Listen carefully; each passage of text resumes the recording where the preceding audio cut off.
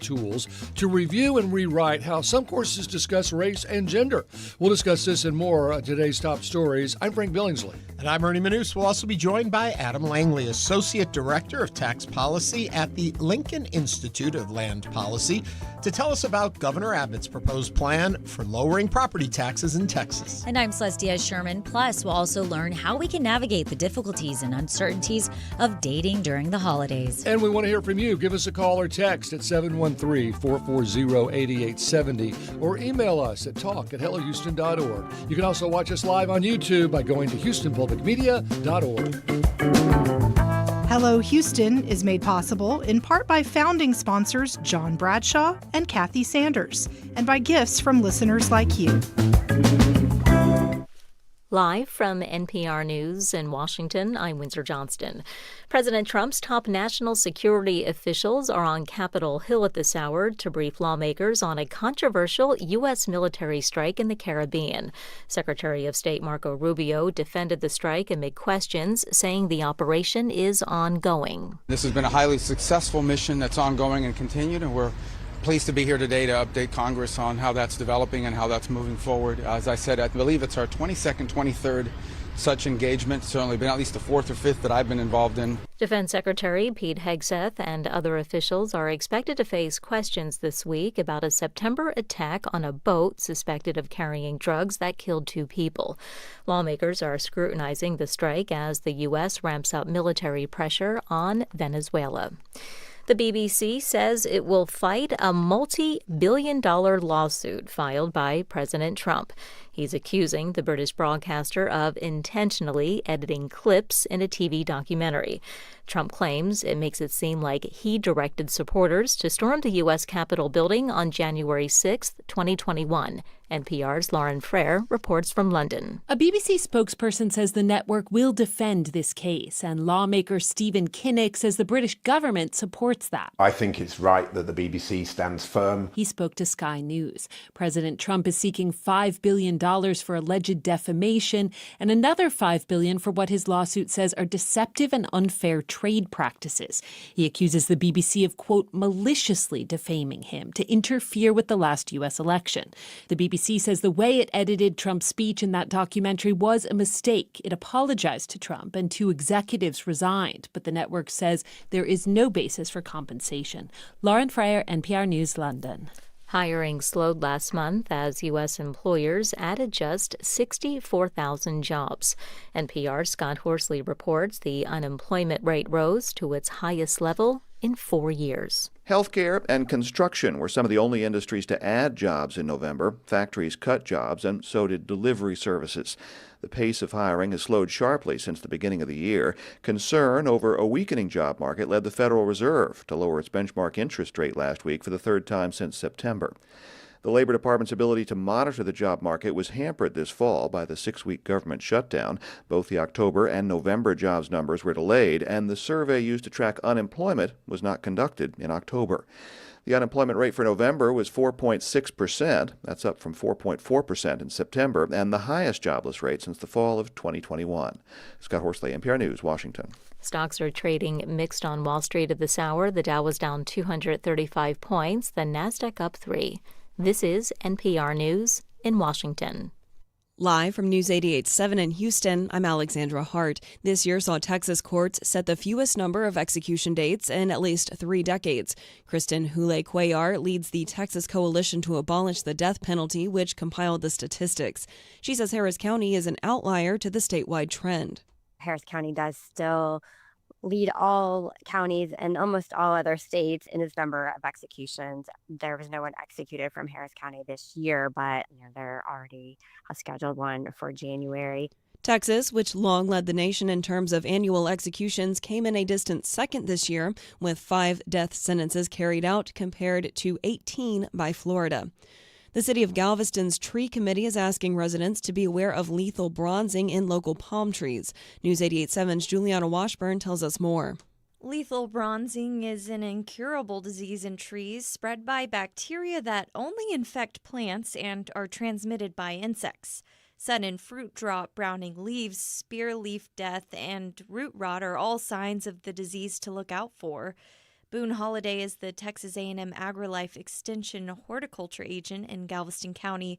He says they're working to quarantine areas with infected trees to help stop the spread. Each time we find a new positive confirmation, it spread that quarantine zone out. So we're still in the early stages of this, so we just don't know how vast it's going to become at this point. Holliday asks those who notice signs of lethal bronzing to contact the Galveston County AgriLife Extension office.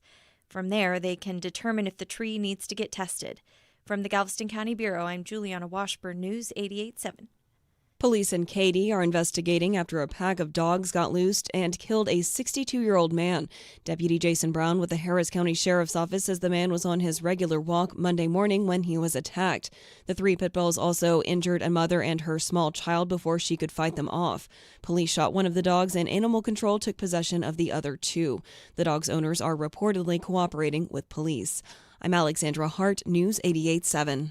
Support for NPR comes from NPR stations. Other contributors include Fisher Investments. As a fiduciary, Fisher Investments is obligated to act in their client's best interest. Learn more at FisherInvestments.com. Investing in securities involves the risk of loss. This is NPR.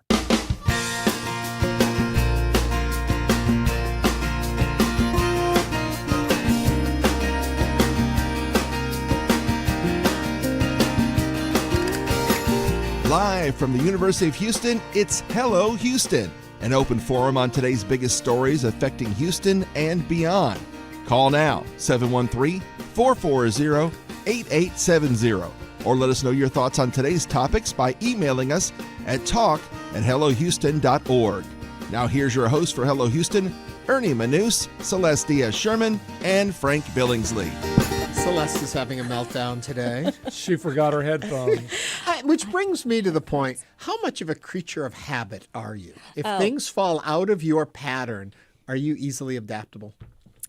I like to think I'm adaptable. I like to think in practice, but in theory, I'm adaptable. In practice, I'm not. I like things to be... Says the woman who was just screaming and running around the studio because she didn't have her headphones. I like things to be in order. I have this theory, and I feel like there's a lot of millennials that would really feel me on this. Okay. I feel like I have undiagnosed ADHD. Like my brain is just always... I'm surprised it's undiagnosed. When did it even become diagnosed? Because when I was growing up, we called it hypertension.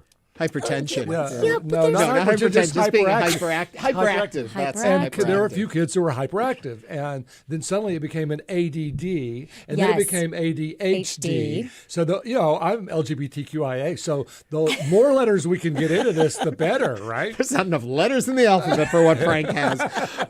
So Frank, ADHD, OCD. Let's go with that. Creature of habit or not? Yes, and I don't like change. But you know me, I've had the same husband for 30 years. Yeah. I had the same job for 43 years. Yeah. And even now I'm still in communications. I had the same house that we built for 30 years. Yeah. I'm one of those, stick with it long enough and it'll get better. No matter what it is. Yeah. I don't. I'm lazy. I used to joke that when people would say, what's the key to your success? And mine is laziness. I'm lazy. I could have gone out and looked for another job, but why? I've got a job. I could look for another place. I got a place to live. Laziness has been my key. Well, we had a really fancy little dinner the other night at a dinner party. How did that go? It was great. There were more staff than people. It's amazing. I love felt like that. I was at Downton Abbey or something. It was one of those Tony's at home catered affairs. Yum. It was very. But anyway, after dinner and dessert and all this stuff, we kind of went around and talked about what we were grateful for. And when they got to me, I said luck. How did that go? I'm so grateful. I'm so grateful for luck. Luck. Okay, so no, really, I feel like I'm one of the luckiest people in the world, and I think when you go around the table and talk about what you're thankful for, if you really look at your luck, you'll find that had a big player in what made you grateful. Okay, now this might be a silly question, but I really mean this genuinely. When you say luck, what do you mean? Like what defined luck? That is a very good question. I asked that because a lot of people say, well, it's hard work and opportunity. Meet. Yes. And I'm not so sure. I think there's good luck and bad luck, and I'm not sure you can explain either one of them. Mm-hmm. Sometimes you're just in the right place at the right time or the wrong place at the wrong time. Yeah. And but I've been at the right, I've been at the right place more often than not. My life's not perfect like anyone's. Of course. But I've had and another too is if you look at your life in a positive, optimistic way, you don't focus on the bad luck times. Yes. Well, I'll tell you, our YouTubers have jumped in on this, and they're just thankful that Frank changes his clothes. Speaking of which, look at because you don't. I love your sweater. Oh, gotta thank you. say. I bought this at Dillard's. This is it was like $49. This was my Christmas sweater. I love it. I love it. It's like really feel it. It is. Really, Yes. No, it's very it pretty. matches your. And it matches you. Oh my God! I have and I lost are control we're like today. twins. We always look like we're ready for our Christmas. Was there a card. point to the story? Yes. This is the last day I'm going to be wearing a sweater all the way through. Oh, I know, Ernie. Next week we're looking at 70s to 80 for highs all week long. Even now to New Year's. Really? To New Year's. So we're going to see another little cool front Thursday, and that'll pop it down a bit. But the cold that we had this morning and yesterday, gone. Woohoo! For now, for the rest of the year. As For long the as rest it's of the year. not really hot, but we still have that, vibe of winter-ish. I don't mind that, right? Because you do outdoor things. I like to go for evening walks and things. Yeah. So if it's pleasant. Well, the air is crisp. The air's Even crisp. if it's Yes. 75, it's still clear and blue out there. So that helps. Oh, well. Anyway, speaking of the weather, that's the weather. That's the weather report right there. Speaking of the weather. Speaking of the weather. I look at this gorgeous shot. I mean, that's what So I if mean. you're watching us on YouTube and you're one of our YouTubers, you can see this right now. If you're not, go on over to YouTube or just go over to HoustonPublicMedia.org and join in the fun on YouTube, because now, Frank, tell us about what we're seeing behind us. That would be downtown Houston. Downtown Skyline Live. though. right. This is the live Yeah, capture. it's a live feed that we have. Yeah, so we can see the weather Beautiful now. blue sky. And it's pointed the right way downtown. so we can see fronts coming in. What is this? Frank almost got lost on a philosophical plane. I love that. I actually think Noah. I think either when we come back from break or before we should have a whole philosophical conversation about what luck is, and is it fortune? Is it mindset? I'd like that, right? Yeah. Is it an ashtray or a dish? We Is used to it talk about that in potluck? philosophy all the time. Seeing and seeing as. Yeah, and causal relationships. I could talk about philosophy. I was a philosophy major. I remember I did this. honors work. Honors. Yeah, I had to take philosophy. I got through it. You know what Anyway. really got me was logic, believe it or not. And now I'm the most logical person you know. I'm just curious who ranked that. believe this. Oh, my Lord. Some days I come here and I see what it's like to be a parent. When the Wow. kids are running I know, around wow. playing. Yes, okay. You could get me new headphones for Christmas. But Okay, so no, we know what don't. Frank wants. What do you want for Christmas? I know we probably shouldn't be. We've talked gotta way move too on. long. Yeah, we do. Think about what you want for Christmas. We're coming back. come We got a back lot to on it. today's show. We're going to be talking about land taxes. We're going to be talking about school accounts for kids. We're going to be talking about white Christmas. And so we got a full show ahead of us. But as always, We're going to be talking about dating. oh, I forgot about the dating side. Been a while. During the holidays. Yeah. I'm not personally out there dating, but I do think that's interesting. All that's still to come on the show today. But as always, where do we start? We start with the news and Celeste. Records obtained by the Texas Tribune or the Tribune show how universities are using technology to reshape curriculum under political pressure, raising concerns about academic freedom. At Texas A&M, there are internal emails of staff using AI software to search syllabi and course descriptions for words that could raise concerns under new system policies, restricting how faculty teach about race and gender. At Texas State, memos show administrators are suggesting faculty use an AI writing assistant to revise course descriptions. They urged professors to drop words such as challenging, dismantling, and decolonizing, and to rename courses with titles like combating racism in healthcare to something university officials consider more neutral, like race and public health in America. What do you think of using AI for this? Does this infringe upon academic freedom? Now is the time to join us on Hello Houston. You can give us a call or send us a text, 713-440-8870. I was watching a report on this actually a few days ago, not knowing this was going to come up as a topic. And they were talking about how initially that AI was coming across as extremely racist because it was pulling these algorithms and the stuff it was putting out there. So then the programmers behind AI had to intercede, and then it was coming back in the total opposite way. So when it asked you to generate, because initially they were like, generate people that are unhappy with their jobs or unemployed, and they were a bunch of minority faces, and people who are satisfied with the job, and they were a bunch of white faces. So they went in and they changed the algorithm to be truly representative as opposed to stereotypically representative. But then if you create a picture of one of our founding fathers, they would put George Washington as African American. So it then swung the whole other way.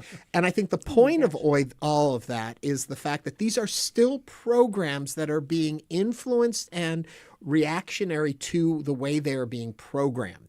And so it's not, I think we fall into a trap of thinking AI is this machine that's doing it all on its own, but there are still guiding hands involved in it. So it's not truly this free form that is finding all of the world's knowledge and giving us the right answers. Mm-hmm. It's being influenced by people. And if it's taking, the computer's taking all of the history that it can find out there, all the data it can find, that data probably swings in a certain direction. Yeah.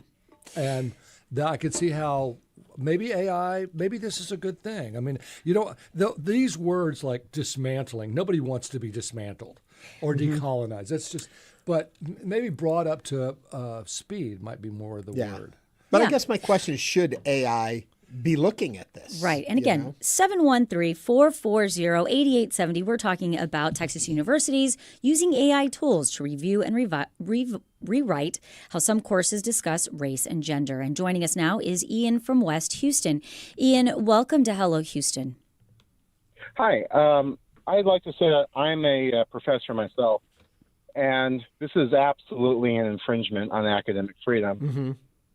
What they're trying to do is they're trying to silence subject matter experts so they can teach something that is more politically acceptable for a conservative base. And they're also trying to avoid something like the nonsense we saw at Oklahoma University. Mm-hmm.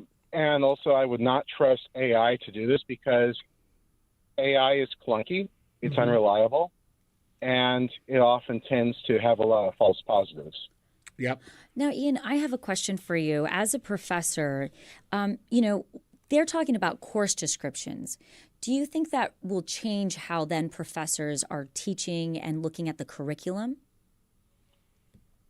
Well, not exactly sure about that, but I do think that will create a chilling effect because a professor who might have the same lecture that they've been giving for the past 20 years on something like, say, the Tulsa Massacre or the Rosewood Massacre or Manzanar, they might have to pause and think, if they give the same lesson that they've always given, are they going to get in trouble for it now? Not because it's inaccurate, but because it's deemed as something that is too divisive or something that will get the wrong student or the wrong student's parents involved.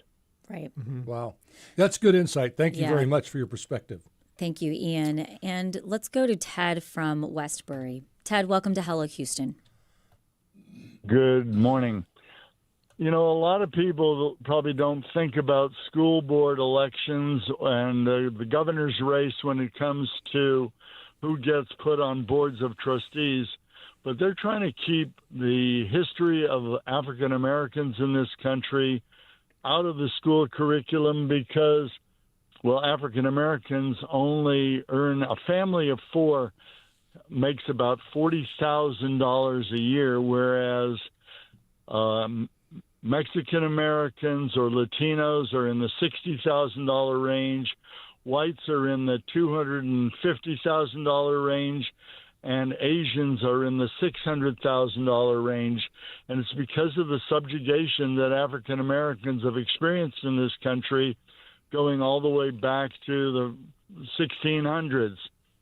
If we don't start telling the truth, we're going to remain in this miserable state that we are in. I talked to Ernie at the event that was held at St. Arnold's about blockbusting, and he had never heard of blockbusting, which was a way of keeping black people subjugated as a result of the financial way that housing was set up in this country. White people were scared out. Black people moved in. But as black people moved in, they were given miserable financial arrangements. And as a result, they often lost their houses. White people made out like bandits, but a lot of white people moved from areas around the University of Houston, like Riverside Terrace, to areas like Bel Air. And they didn't realize that it was white people that were orchestrating this whole process of harmfully hurting, that's redundant, people in both communities. Ted, thank you very much for calling and sharing that with you. We need to go and check some of those statistics there to make sure that it's accurate, that it may not have landed 100% accurately in what you're saying, but I understand your intent behind the comments you're making. Yeah, the 40, 60, 200, 600 ranges. Yeah, I would take issue with those, but I see his point. And there was certainly, I mean, I don't think a lot of people even understood the term white privilege until more investigation was done into that. And then we were shown, look, these people didn't get loans to buy houses, at least not at reasonable interest rates, because they weren't white. And the white folks did. And they were able to build their neighborhoods and build their cities. And certainly just in hiring practices for so long. Right. And now you're not even supposed to ask how old someone is. Right. So we're trying to correct some of this, but there's no question at what happened. And so I see his point that what did happen, if you're going to take AI and try to rename the course, white subjugation in America, and you're going to rename it to everyone's happy in America, right? Then race and public health in America, right? Yeah. You know, I do think we just as journalists live in a world of words, and words are extremely important. And you have to give, when you say dismantling, decolonizing, challenging, those are powerful words, and those are powerful moments, and there is a reason why we have them. And so the way I see it is we have to be accurate. And if professors are teaching history, we need to be accurate in the description of what was actually happening. And I think combating is the word, and that combating racism in healthcare suggests that there was racism in healthcare. And there was, and there is. Right. But we don't want to bring that up. We don't want to bring up that. We just want to talk about race and public health in America and make it much more neutral. And then from there, I guess we come up with the curriculum and the textbook that we're going to provide that only reinforces that title. Right. And it's interesting also that Ian, the professor that called in, I brought up an interesting point, because the other thing is if you have a course description that says one thing, but you continue to teach what you've been teaching for the last 20 years, and you have a student that says, well, wait a minute, this isn't what I thought I was going to be in, what I signed up for. While they're videoing you, then you're all of a sudden you are back in a situation like at Texas A&M University. Yep. I think just the biggest, to put a button on it all, is that we can't be afraid of our past. We have to understand it. The old adage, those who forget the past are condemned to repeat it. But we also have to understand that we hopefully are moving forward as a people. And so to learn negatives of the past should not impact how we deal with each other today. We should all be at a point where we're realizing we need to move forward, we need to learn from it and adjust and move forward. I think people are fearful of reaction to hearing things they don't want to hear. Right. And again, we were just talking about Texas Texas universities using AI tools to review and rewrite how some courses discuss race and gender. 713-440-8870. We were talking, our caller was talking a little bit about income, and I just want to clarify, median income of Asian households in the U.S. middle class increased from about $97,000 in 2009 to $112,000 in 2022, 16% it increased. Meanwhile, the median income of Asian households in upper middle class tier went from increased 26%. from 200. My stats keep moving up the screen while I'm trying to read this. 26% and I've lost it altogether. Hold on. From about $220,000 to $277,000 in 2023. There you go. Thank you for that. We have another call to grab? Nope. We're going to move on. We're good. We're moving on. We got more to come on today's show. Coming up on Hello Houston, we're going to talk with Adam Langley, the Associate Director of Tax Policy at the Lincoln Institute of Land Policy, about Governor Abbott's proposed plans for lowering property taxes in Texas. This is News 88.7. Stay with us.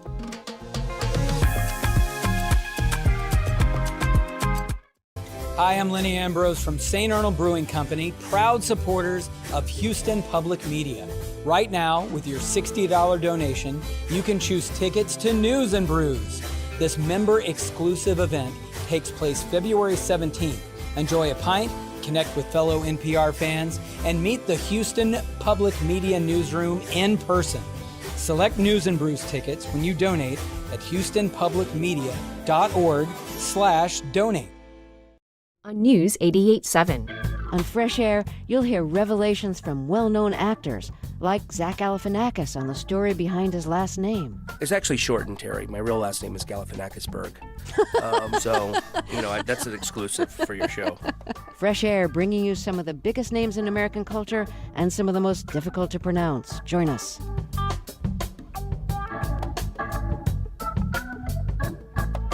Fresh Air, weekdays at 8 p.m. on News 88.7. This service exists because of you. While you rely on local programs, NPR news, weather, and traffic, none of it's possible without your support. Make your tax-deductible year-end gift today at houstonpublicmedia.org/donate. Support for Houston Public Media comes from Metro. Introducing Metro Downtown Direct, helping riders get home for the holidays with non-stop service between downtown and Bush Intercontinental Airport. Details at ridemetro.org/500. Tonight on Houston Public Media TV 8, it's the night of nature and science. At 7, nature looks at the wildlife of the Arctic with Santa's Wild Home. Then at 8, Nova presents Polar Extremes. Tonight on TV 8. Support for Houston Public Media comes from listeners like you and from Texas Mutual Insurance Company, a workers' compensation provider committed to helping Texas communities and emphasizing safety. More at texasmutual.com/TexansGetIt. And now back to Hello Houston. To comment on any of today's topics, call 713-440-8870 or email us at talk@hellohouston.org. Now back to Ernie Manous, Celestia Sherman, and Frank Billingsley. Texas Governor Greg Abbott is rolling out new proposals to further cut property taxes, a key issue for voters as the state heads toward the next election cycle. The plans aim to lower homeowners' tax bills, but it's raising questions about cost and long-term impact. And to help us break it down, we're joined by Adam Langley, Associate Director of Tax Policy at the Lincoln Institute of Land Policy. Adam, welcome to Hello Houston. Good afternoon. Thanks for having me. And if you would like to join the conversation, you can give us a call or text 713-440-8870. So, Adam, when I was looking at, Governor Abbott's, proposal, there's multiple things, but the one that really stood out to me was eliminate school property taxes. And from what I understand, he wants to basically reduce school district property taxes to zero. And that immediately, I just, as a property owner, I thought, okay. But then on the other side of it, in Texas, their figure of how much they receive in school property taxes is around $40 billion annually. So there's some real So where's that coming concern. from is the question. Yeah. If we were first of all, is that right, Adam? He wants to just do away with us paying the school part of our property taxes, which is the higher part of our property taxes. Yep, that's correct. That is one of the key elements of the governor's proposal on property taxes that he released last month. And you're right that school districts raise a little over $40 billion per year in property taxes. Roughly half of that is coming from homeowners. So we're talking about $20 billion per year in property taxes paid by homeowners going away. So follow my logic here. If we don't, Celeste and Ernie and I don't give the school districts the money, and it comes from the state, then does the state control what the school districts do? Do they take away all authority? Right. Well, I think that, you're getting at really a central issue of this sort of policy change, which is you're moving from a situation where local school districts control how much is being spent and how much is being raised in taxes for their school districts to a situation where that is entirely decided by state policymakers. Yes. And I'm sure local schools would still have some control over, different elements of their curriculum and their activities, but the key issue of the level of spending would be outside their control. Why do you think that? If the governor has said the state can make up for all that money, so if the state has all the control over the schools, why do you think that local school districts will have any say in the libraries, what's in the libraries, the curriculum, the titling of the curriculum, what's on the walls right there next to the Ten Commandments? Why would local school districts have any autonomy if they have no control over the money? Well, again, I think that you're absolutely correct that having control over the level of spending and taxes is an absolutely essential aspect of local schools being able to control what's going on in their schools. Yeah. I can't predict what the world would look like 3 or 4 years from now if all funding for schools came from the state. You may be right that local schools have no control, but I just can't say at this point. Well, let me ask it this way then. If you're cutting the school tax, I think everyone would agree they feel like their property taxes are too high. Well, that's a nice camp we can all get behind. But how do you fix that sort of a problem? The governor seems to be trying to fix it one way, but then again, as we've talked about, it cuts a massive stream of revenue that the school systems need. And yes, we may have had a surplus at the state level, but no sales tax, then no school taxes. Eventually we have no taxes paying for the things we need. How do we find the balance in all of this? Yeah, I think you're absolutely right that it's really important to keep in mind both the tax and the spending side of the equation. Of course, none of us want to pay taxes, but we don't want to live in a world where there's no taxes either. And I'd also just take a moment to push back a little bit about this idea that property taxes are out of control in Texas. I looked into a little bit of data before coming on the call. And yes, it's true that property taxes as a share of income are above average in Texas, about 20% above the national average. But as you said, the state has no income tax. So if you take a bigger picture and you look at the total state and local tax burden, property sales, income, and every type of tax, Texas's tax system, overall tax burden is considerably below the national average, about 20% lower than the national average. And then even if you just look at more recent years where, as we all know, housing prices have soared both in Texas and nationally, but the median property tax burden for homeowners in Texas over the past 5 years, it's increased a lot. It's increased about 22%. But what else happened during those 5 years? Inflation went up 23%. Household incomes went up 24%. So the idea that property taxes are out of control, I think that's really not really accurate. It shows how people are,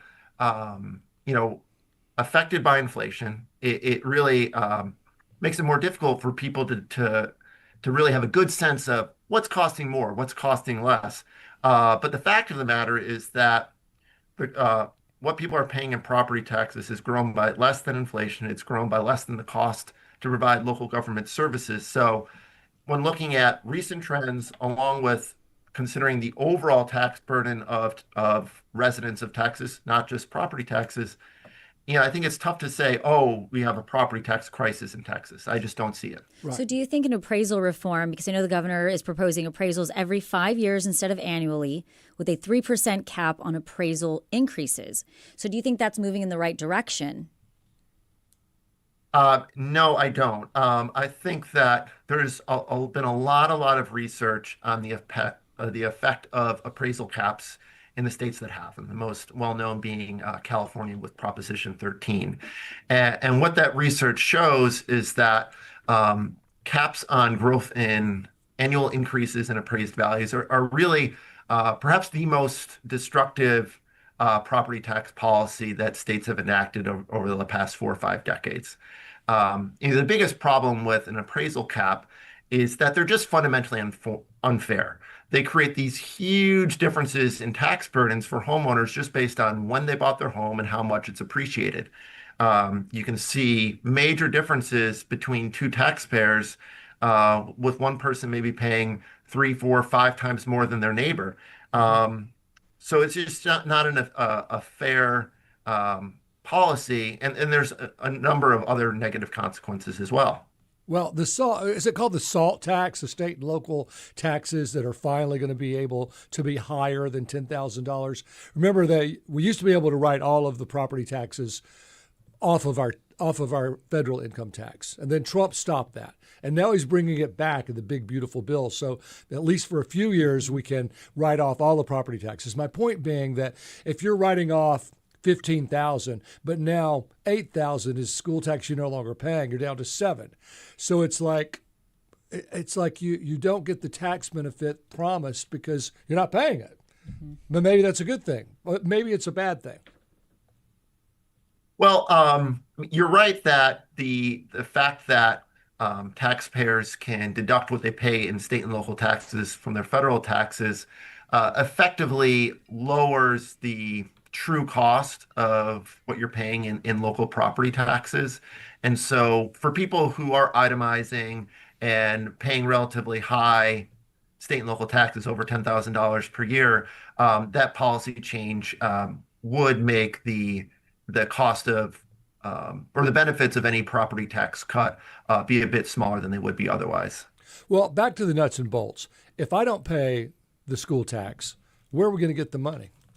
I know the state, but I mean, the state gets all the money from us. So are they going to just dig more oil wells and get it from oil wells? Where are they going to get it? Well, that's a great question. And right now, I don't think that the governor has really spelled out how this would be paid for. I mean, he's argued that state surpluses can be used to pay for completely eliminating the school property taxes for homeowner. But I have to say that I'm very skeptical of how that would play out in the long term. It's true that the past few years have seen record surpluses, not just in Texas, but around the country due to one-time federal stimulus, one-time increases in taxes due to a lot of the effects of higher inflation and the effects of the pandemic. But I don't think it's realistic to expect those factors to continue with us indefinitely. And so it's just putting people, the state it could face significant problems in the near future if the school property tax were eliminated. Yeah. So it's realistically, it will need to be paid for. Oh, go ahead. So it's more of a campaign thing than a reality. Mm-hmm. Well, I don't know whether it's just a campaign thing or whether it would be something that would be taken up seriously in the legislature. But I do think that regardless, realistically, that sort of tax cut, a $20 billion tax cut in school property taxes is going to need to be paid for. And realistically, given the fact that the state has no income tax, I think that would probably be higher sales taxes. And we know that, there's several strengths of the property tax relative to the sales tax as a revenue instrument. One of them being that sales taxes are very regressive.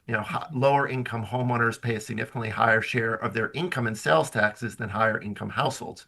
So if you're eliminating the school property tax and you're paying for that with sales taxes, that net tax change is going to mean higher taxes for lower income households. to pay for lower taxes for upper income households. We are talking with Adam Langley, Associate Director of Tax Policy at the Lincoln Institute of Land Policy, about Governor Abbott's proposed plans to lower property taxes in Texas. And we're taking your calls at 713-440-8870. Virginia is on the line. Virginia, what's on your mind? Well, I just wanted to make a comment that the state of Texas and a lot of those years under Greg Abbott have failed to fund schools at the constitutionally amount, which is supposed to be 50%. And so I do think, I don't believe our state would fund our schools as they should. And some of the policies they've made about funding private schools are completely inappropriate. But anyway, my biggest issue is they're not even funding schools at the level they're supposed to per our Constitution. Thank you. Virginia, thank you for Good that. point. Adam, as we talk about all this, and as you mentioned that the increase would possibly come from sales tax, what other ways could the state make up that surplus, and especially to Virginia's point, to get us to the level that we should be funding our schools? Well, given the fact that the state has no income tax, the state level, I think it would have to come from sales taxes. Now, one other possibility is that, the governor has not proposed eliminating the school tax across the board. He's suggested eliminating it for homeowners. So it's possible that there would be some increase in property taxes paid by businesses, as well as by renters. It's important to recognize that while renters don't pay a property tax bill directly, there's a lot of research showing that they do bear the cost of property taxes imposed on their landlords in the form of higher rent. So I also read that if you cap the appraisals, that you actually end up decreasing property values. So maybe the higher taxes and the higher appraisals every year do more for my resale value than waiting to do it every 5 years. So it's a little bit complicated, but I think that an appraisal cap, one of the effects is what's called the lock-in effect, which is that with an appraisal cap, people are more reluctant to move because doing so means giving up a tax benefit. And so consequently, you have growing families and starter homes, you have retirees stuck in homes that are bigger than they really want, but selling would mean losing that big tax benefit. And so as a result, under appraisal caps, you just have less churn in the housing market, and you have a lower supply of starter homes in particular, which can raise the price of starter homes and make it more difficult for people to get into the housing market. Okay, so bottom line, do you think that this is something that will gain true support, this idea of no school taxes coming out of the homeowner's pocket?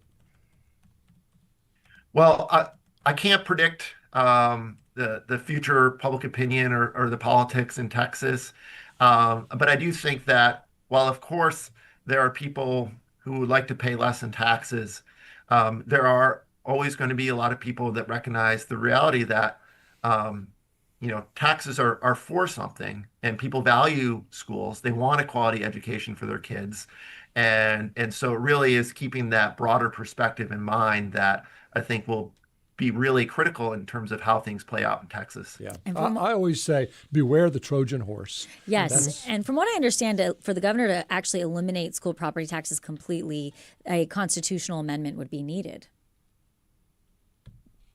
That's right. And that's one of the things that really concerns me is that, again, the state has this record surplus right now. Mm-hmm. And so they're talking about major cuts in property taxes. If that was a statutory change in 3 or 4 years down the road, we figure, oh, wow, we're no longer in the mode that we were in 2022. We're in a recession.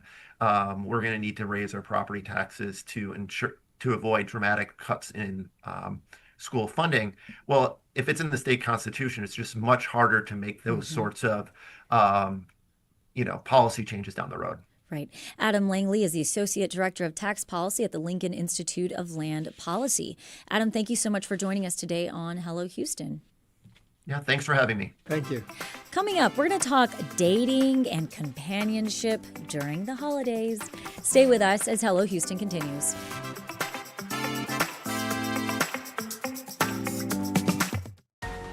We know you value Houston Public Media. That's why you're watching right now.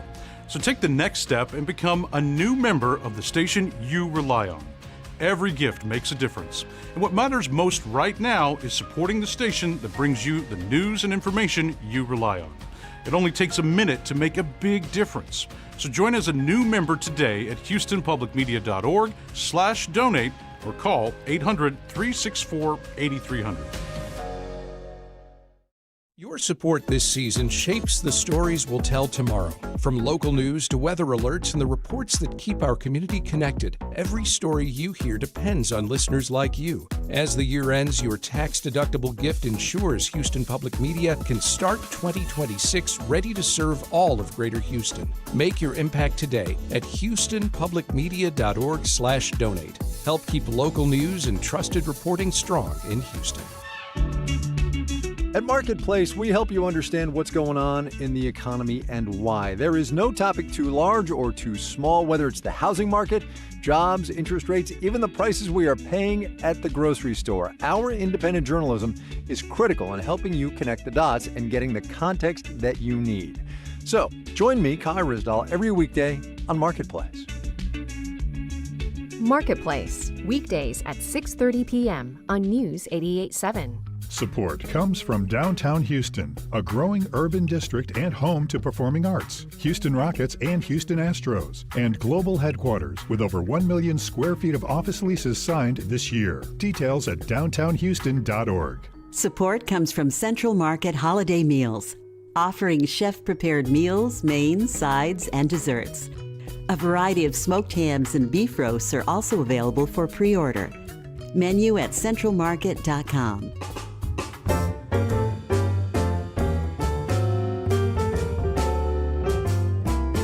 And now back to Hello Houston. To comment on any of today's topics, call 713-440-8870 or email us at talk@hellohouston.org. Now back to Ernie Manous, Celeste Diaz-Sherman, and Frank Billingsley. Oh, the holidays. They're known for so much fun, except when it comes to dating, right?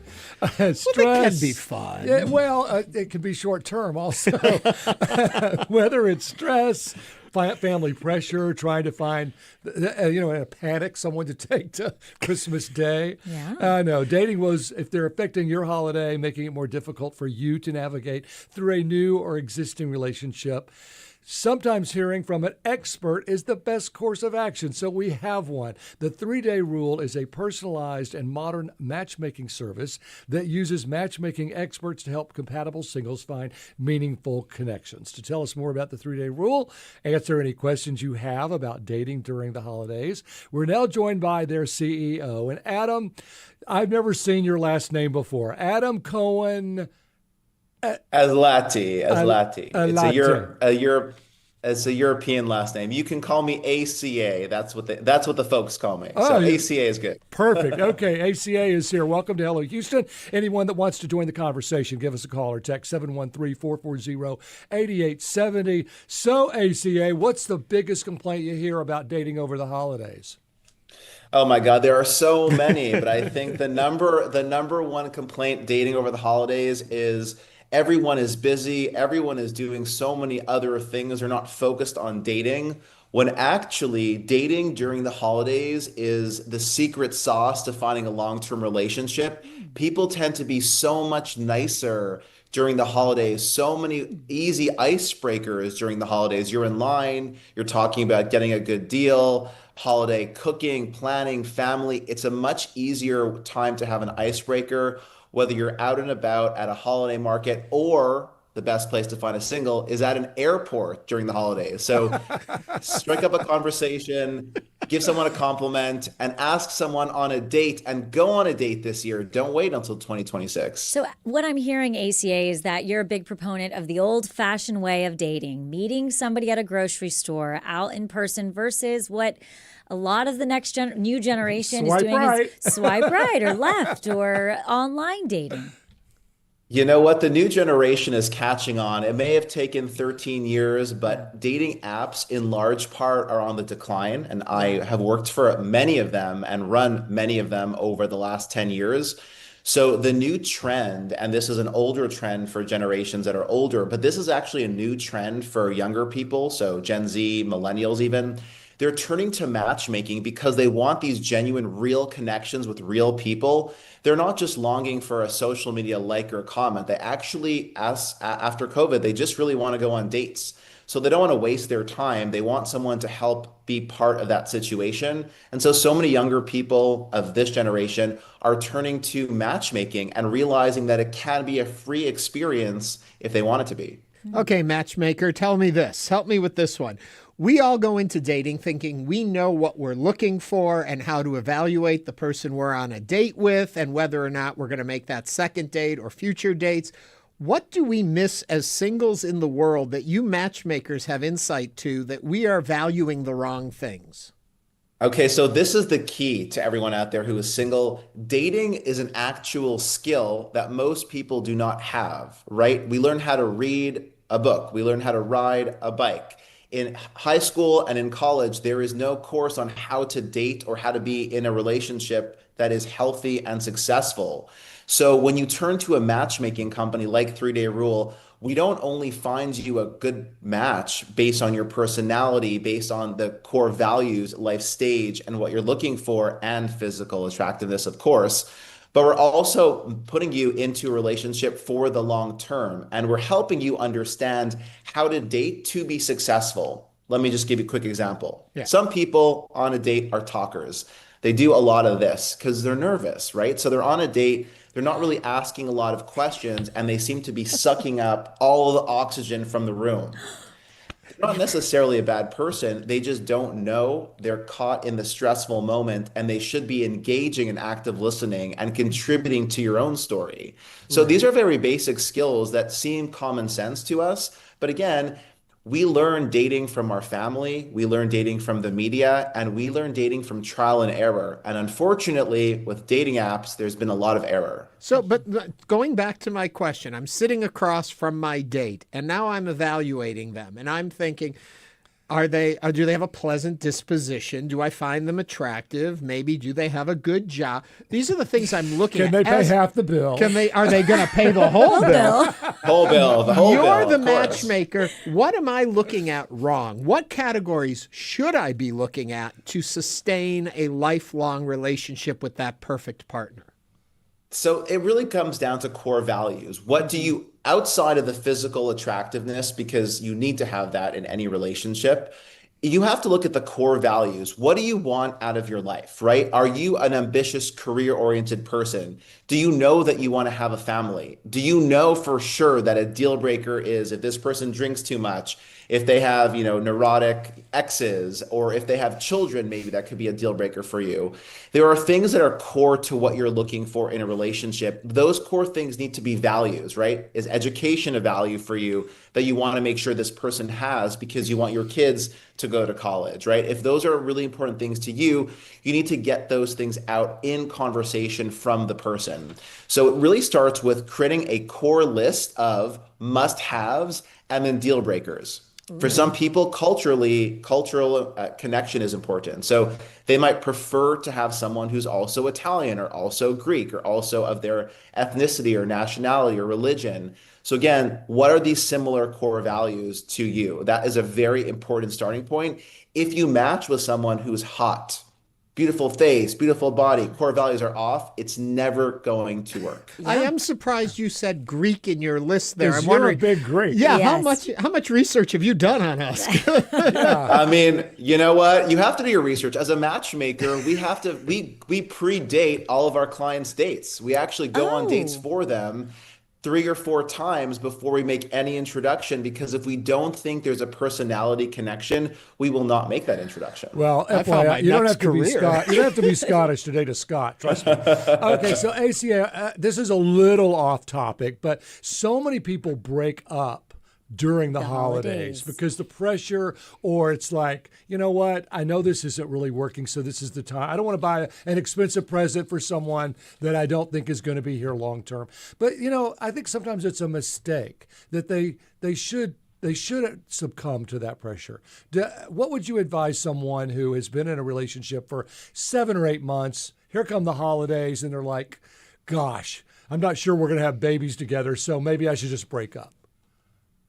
Yeah, look, I think that it's a difficult time of year for sure. There's a lot of pressure and there's a lot of time that is not devoted necessarily to the relationship because you're with family, you're with other friends. There's so much going on. November and December is actually breakup season. So there is a season on the calendar for breakups.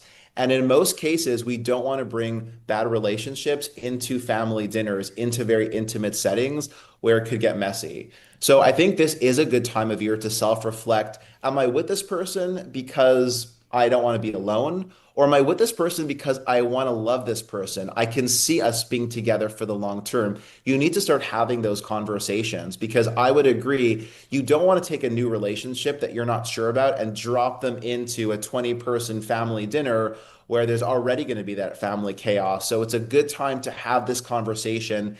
And if you feel like there is potential there in that relationship, we always advise that you prep your partner, you prep that boyfriend, that girlfriend, before you bring them into a family setting because you want to make sure they know what to expect and you know what to expect from them as well. And I would just say, watch what you spend. I think it's important. If you buy someone you've been dating for 6 months, something really over the top expensive, that puts pressure on the relationship. So kind of go, 100%. Kind of go with the necklace, not the ring. But I'm all for receiving the very expensive. I know you want it. Yes. The name 100%. The name of your group is 3 Day Rule. What is the 3 Day Rule? So 3 Day Rule is now the fastest growing matchmaking company in the country. By the way, we're open in Houston, Dallas, and Austin. So if you're in Texas and you're listening. I want to know the rule. Okay, so here's the rule, guys. So 3 Day Rule, we have a 3-day rule approach to successful dating. So it's literally a guide that we give to all of our clients of what to do before the date, what to do during the date, on the date, and what to do the day after the date in order to achieve success. And what we found is that when you follow our 3-day rule guide, the prep before, the how do you behave on the date, and what to do after the date, there's a 20 to 40% increase in dating success, which means both parties say yes after the date.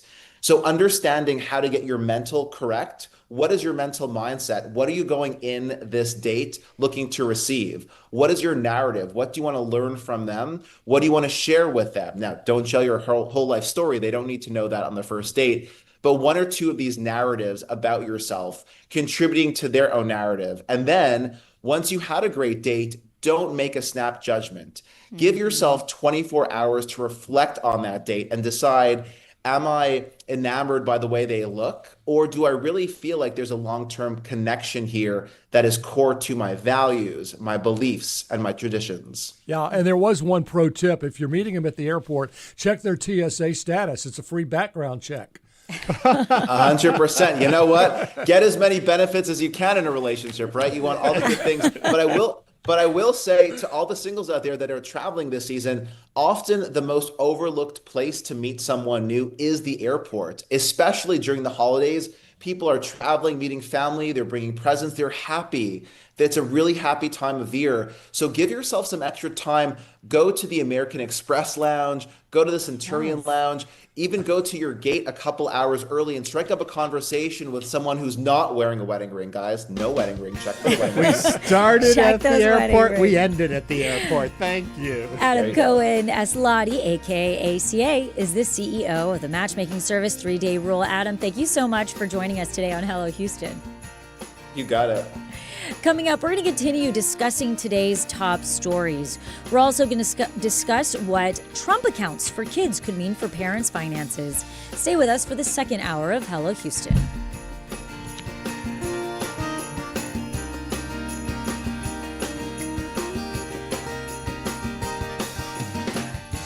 Stay tuned. There's more Hello Houston on the way with Ernie Manous, Celeste Diaz-Sherman, and Frank Billingsley. For the latest in local news, subscribe to the Hello Houston daily newsletter at houstonpublicmedia.org. Hello Houston is a production of Houston Public Media. The opinions expressed by the guests of this program are solely their own and do not represent the views of management, staff, or underwriters of Houston Public Media. This is News 88.7.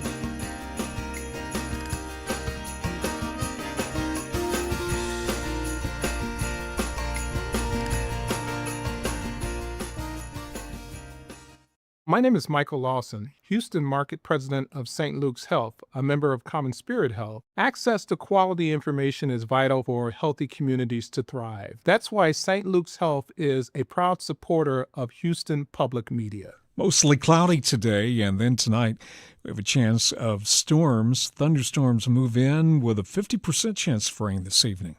This is your NPR station, KUHF, Houston. News 88.7, a service of the University of Houston. It's 12 o'clock. Just ahead on this hour of Hello Houston, President Trump has signed an executive order that designates the drug fentanyl a weapon of mass destruction. We'll discuss this and more of today's top stories. I'm Celeste Diaz-Sherman. And I'm Frank Billingsley. We'll also be joined by financial planner Juan HernandezAriano, who will tell us how the Trump accounts will affect parents' finances. And I'm Ernie Manous. We'll also be joined by Houston-based actress Courtney Markowitz, who will tell us all about Theater Under the Stars' production of Irving Berlin's White Christmas. And we want to hear from you. Give us a call or send us a text at 713-440-8870 or email us at talk@hellohouston.org. You can also watch us live on YouTube by going to houstonpublicmedia.org. Hello Houston is made possible in part by founding sponsors John Bradshaw and Kathy Sanders, and by gifts from listeners like you. Live from NPR News in Washington, I'm Windsor Johnston. The double homicide case against Nick Reiner in connection with the deaths of his parents is being turned over to the Los Angeles County District Attorney's Office today. Steve Fetterman reports the son of Hollywood director Rob Reiner remains in jail after he was arrested on Sunday. The Los Angeles County District Attorney is expected to get the case today. It's possible Rob Reiner's 32-year-old son Nick may be formally charged with murder today. Yesterday, L.A. Police Chief Jim McDonnell announced the arrest by robbery and homicide officers. They worked on this case and were able to take into custody Nick Reiner. He was subsequently booked for murder. Right now, he is being held without bail. In the past, Nick Reiner has acknowledged struggles with numerous mental health challenges and substance abuse. For NPR News, I'm Steve Futterman in Los Angeles. The manhunt continues for the suspect who carried out a deadly mass shooting at Brown University on Saturday. Authorities in Rhode Island have released 3 new videos of a man they believe is responsible. Police say the footage offers the clearest images yet of the suspect, though his face is still not visible. State Attorney General Peter Nerona provided NPR with an update on the investigation. According to the video evidence, tracing the shooter's last movements, movements before the shooting. So we're making progress, and we're just going to have to keep at it until we have enough evidence to pull someone into custody and bring some charges. Investigators are asking for the public's help and say the FBI is offering a $50,000 reward for information leading to an arrest. The shooting left 2 students dead and 9 others injured. Vigils are being held to remember the 15 people killed in a mass shooting at a Hanukkah event at Bondi Beach in Sydney on Sunday. Christina Kukula reports from a memorial service near the site of the attack. Crowds poured into the makeshift memorial to lay flowers and remember the victims who died in the violence. The area is still surrounded by roadblocks, and a heavy police presence is visible in the centre of Sydney's normally bustling Bondi Beach. As the sun set, Jewish faith leaders addressed those gathered.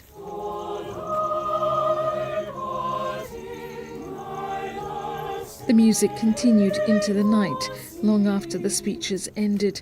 Dozens of victims, among them children, remain in hospital. For NPR News, I'm Christina Kukola in Sydney. President Trump's top national security officials are back on Capitol Hill this week to brief lawmakers on a controversial U.S. military strike in the Caribbean. Lawmakers are scrutinizing the strike as the U.S. ramps up military pressure on Venezuela. This is NPR News in Washington. Live from News 88.7 in Houston, I'm Alexandra Hart. Attorneys for Camp Mystic have asked a judge to move 4 lawsuits tied to the deadly July 4th flooding from Travis County to Kerr County. Families who lost loved ones accuse Camp Mystic of negligence. They argue that witnesses, records, and physical evidence are in Kerr County, where the flooding occurred. The City of Galveston's tree committee is asking residents to be aware of lethal bronzing in local palm trees. It's an incurable disease in trees spread by bacteria that only infect plants and are transmitted by insects. Sudden fruit drop, browning leaves, spear leaf death, and root rot are all signs of the disease. Boone Holiday is the Texas A&M AgriLife Extension horticulture agent in Galveston County. Normally where there would be green leaves and you see this starts to be this reddish bronzing coloration to the foliage that is a clue for us that this palm may be infected. Holiday asks those who notice signs of lethal bronzing to contact the Galveston County AgriLife Extension office. Police have arrested a man who they believe blocked a Spring ISD school bus yesterday by pointing a gun at it. Authorities increased presence throughout the district bus routes this morning as a result of the incident, which occurred off Burnhamwood Boulevard, according to district officials. Police say the man stopped the bus, approached the door with a gun, and then fled the scene. Nobody was injured, and the kids got to school safely. The district says there are now no active threats to any of its campuses. Some areas of Tomball are expected to experience an extended power outage tomorrow. CenterPoint Energy says that work will begin to replace power poles and transformers from the 100 to 400 blocks of Main Street. KHOU reports the outage is expected to affect customers 1 block north and 2 blocks south of Main Street. Several roads off Main Street are expected to close to both vehicles and pedestrians. Officials say up to 70 utility trucks are expected to be in the area throughout the day. The goal is to keep the outage to just tomorrow. I'm Alexandra Hart, News 88.7. Support for NPR comes from NPR stations. Other contributors include Progressive. Progressive Commercial Auto Insurance protects the vehicles that work to keep small businesses moving forward, including protection while running errands and other tasks at progressivecommercial.com.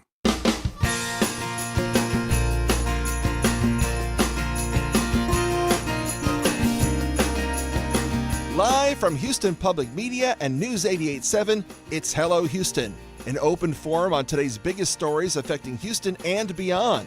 Call now, 713-440-8870, or let us know your thoughts on today's topics by emailing us at talk@hellohouston.org. And now here's your host for Hello Houston, Ernie Manous, Celestia Sherman, and Frank Billingsley. Hey, that's us. We're back. Yeah. We were talking about dating. Yes. And maybe meet someone in an airport. And one of our YouTubers, we have YouTubers, as you know, it makes a point. If you meet someone at an airport, you might see how they react to, situations like a delay or standing in long lines. So just that whole stress level an airport can bring. Mm-hmm.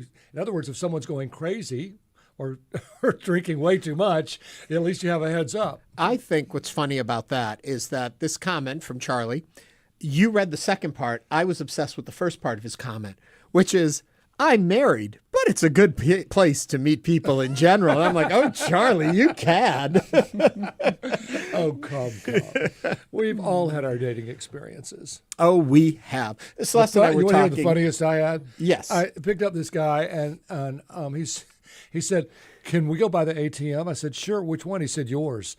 I want to ask the next question is, where exactly did you pick them up? I know. I said, what? He said, well, I don't have any money. You're going to have to pay for dinner. It was our last date. But anyway. Really? You actually went out to dinner after that?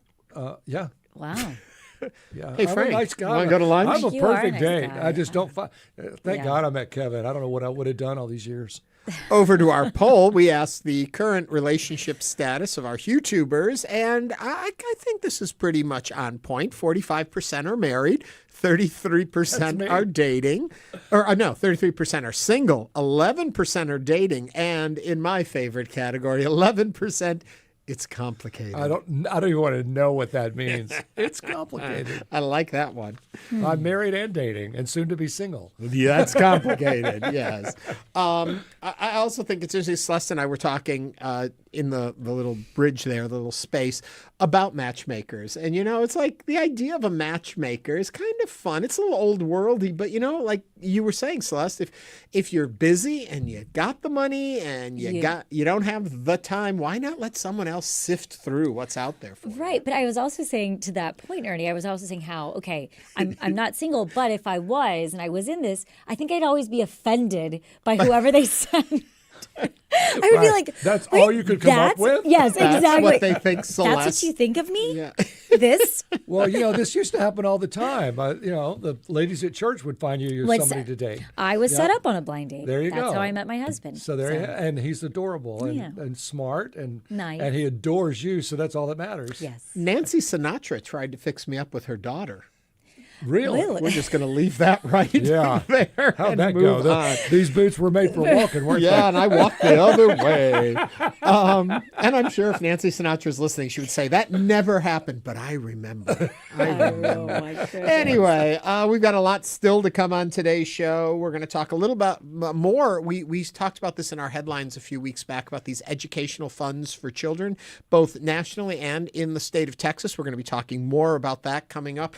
And it's a white Christmas, or at least Frank has told us it's not going to be a white Christmas for us. It's not even a white sweater Christmas. Not even. No. White sweatpants. White Christmas. T-shirt. T-shirt. But over at Theater Under the Stars, they are still having a white Christmas. Darn We're it. going to find out more about that coming up on the show. Nice. And and we're going to jump into the headlines. Let's do it. And President Trump on Monday signed an executive order designating the street drug fentanyl a weapon of mass destruction. The order declared the manufacture and distribution of fentanyl, primarily performed by organized criminal networks, threatens our national security and fuels lawlessness in our hemisphere and at our borders. During an event in the Oval Office, Trump has said the carnage fentanyl has caused in American families is worse than U.S. deaths in many wars. In fact, Trump's numbers are wildly inflated. According to a report from the Centers for Disease Control and Prevention, fentanyl killed roughly 48,000 people in the U.S. last year, a 27% drop from the year before. Experts also say fentanyl could be difficult to use as a weapon of mass destruction. There is only one documented incident worldwide in 2002 where the Russian government weaponized fentanyl in gas form. There have been no cases reported in the U.S.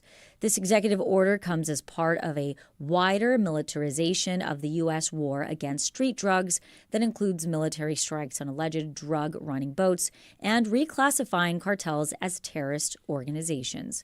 What do you think of designating fentanyl a weapon of mass destruction?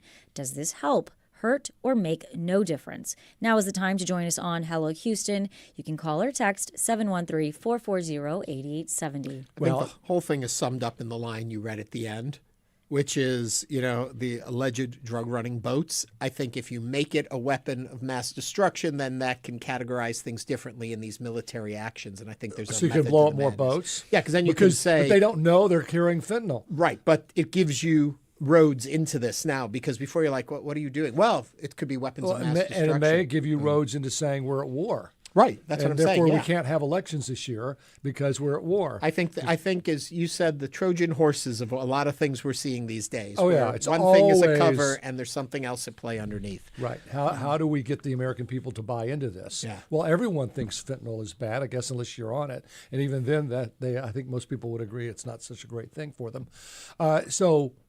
But it doesn't meet the standard definition of weapons of mass destruction. Well, it just let's not get technical here. Right? 713-440-8870. Christy from Katy is on the line. Christy, what are your thoughts?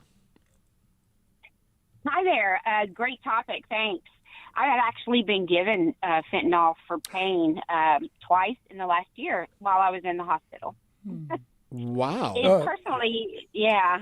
And, you hear that, like you said, everybody thinks it's bad, what Frank commented on, but they said that I needed it because nothing else was kind of hitting my pain. But, just personally, neither time it really didn't do much for me. One time about 2 years ago with a hand surgery, it did. Anyway, I was curious how it would, this bill executive order he passed would affect that type of treatment. Hey, I had morphine for pain when I was in the hospital. It's the best thing ever. I get it. You just got to be controlled. I had a friend who had inflammation, encephalitis of the brain lining, which is a horrible thing to have. It's so much pain. And they gave him a controlled heroin. And he called me. He said, I get it. Mm-hmm. This is amazing. I am not a doctor or even a psychiatrist.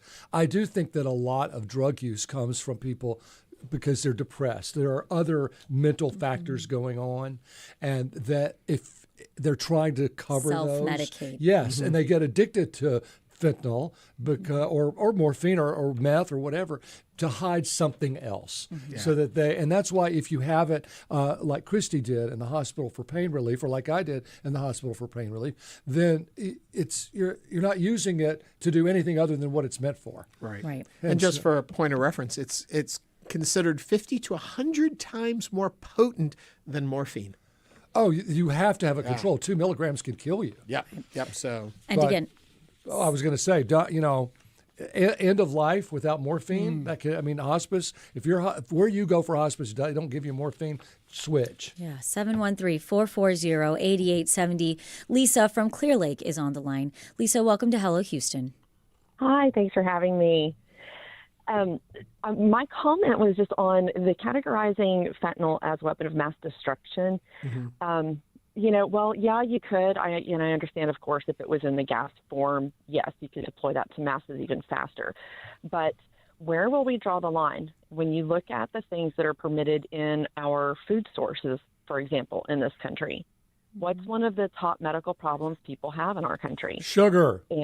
Exactly. And so, and we're seeing it tied to now Alzheimer's, dementia, all kinds of other things. So while in theory, this might allow the government to strike harder and swifter on people bringing things in that shouldn't be here in the first place, like fentanyl.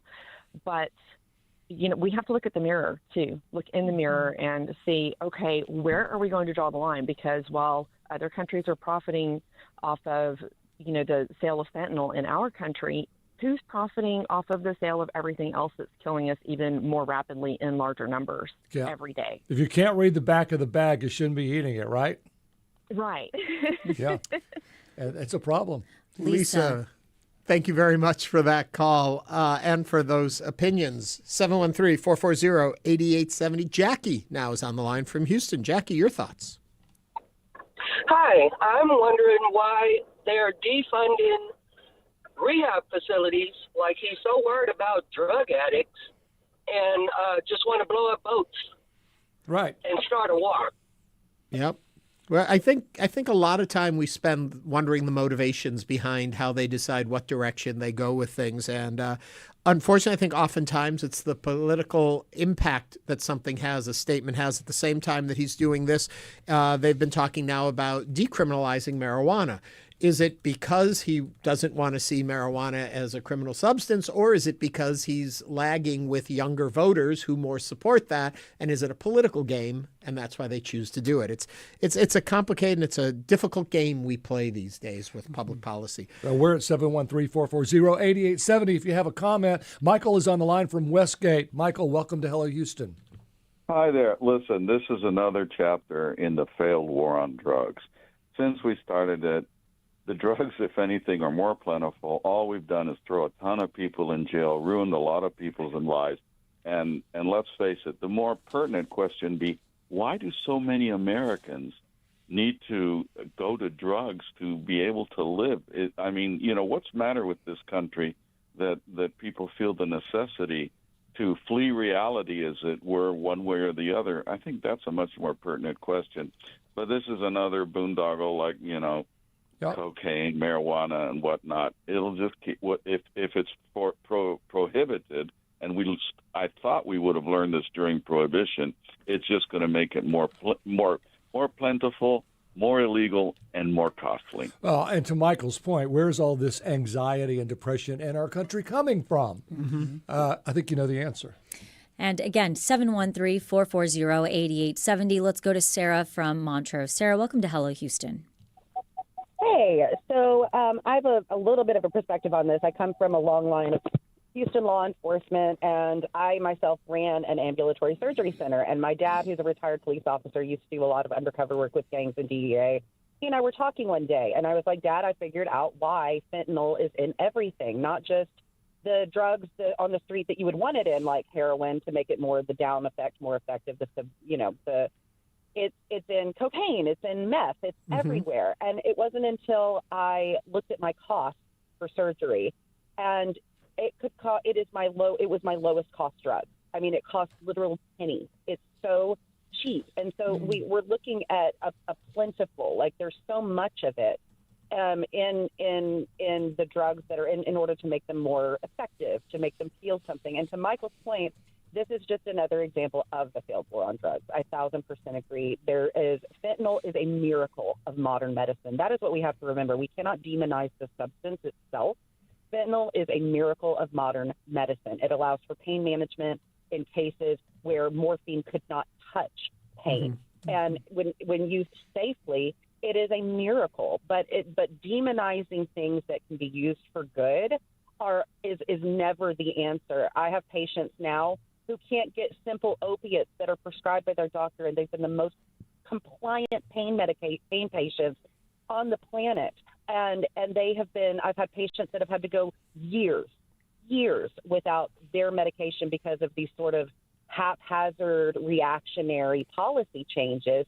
And there is a silent epidemic of people who are in pain because of the restrictions on this. And that's really what we're not hearing enough about, is this silent epidemic of people that are committing suicide. I have patients every day who tell me, I would rather kill myself today than go without my medication. So do you consider fentanyl a weapon of mass destruction or not? Absolutely not. Absolutely not. I believe that fentanyl is a miracle of modern medicine. I think water is water. I think a weed is a weed, and I think fentanyl is fentanyl, and it is in the tool in the hand of whoever's using it. And good government and good leadership equips the people that work with those tools, and that includes rehab facilities, not defunding them, okay? That includes punishing corporatists in the pharmaceutical industry like the Sacklers instead of punishing the patients that use their medication, if that makes sense. So, yeah. Sarah, thank you very much for those points and for that perspective on it. Yes. You know, I was going to say, I don't know if you heard about this. The Los Angeles Times did a story on all of these very popular pills that are sold down south of the border in these pharmacies. And people go to very popular tourist destinations and they buy Adderall because you can't get it here. Or they buy any kind of fake opioid medication. And they found that almost all of these have some traces of meth or fentanyl on them. It is that widespread. Yeah. And as you pointed out, it takes very little fentanyl to make a difference. So you better be careful out there. If you don't know what you're taking, don't take it. Absolutely. And we have received quite a few text and YouTube comments. Javier in Cyprus here sent us a text. Alcohol kills more than twice the amount of Americans in fentanyl each year. Should alcohol be a weapons of mass destruction? Too. Tobacco kills 6 times more Americans than fentanyl each year. Should tobacco be that too? Obesity kills 4 times more Americans than fentanyl. Should junk food be? Guns killed as many Americans as fentanyl last year. Should guns be considered weapons of mass destruction as well? We also received another text, drugs of mass destruction or weapon. And from our YouTube community, my British computer guy. They prescribe it in the UK also. My mom was offered it.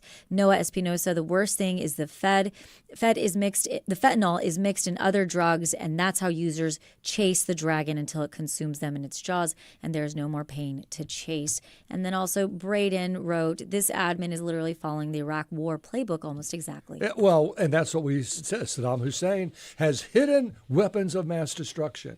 And so therefore we are going to declare war and invade his country and kill him, which we did. And we didn't find any weapons of mass destruction. It's the reason that I did not vote for George Bush the second time. I voted for him the first time. I did not vote for him the second time because whoever told that lie, whether it was Colin Powell or whomever, I felt very lied to. Now, 25 years later, I feel lied to a lot also. But I thought we can't be in a country where they lie about weapons of mass destruction. And, and we invaded a country because of that.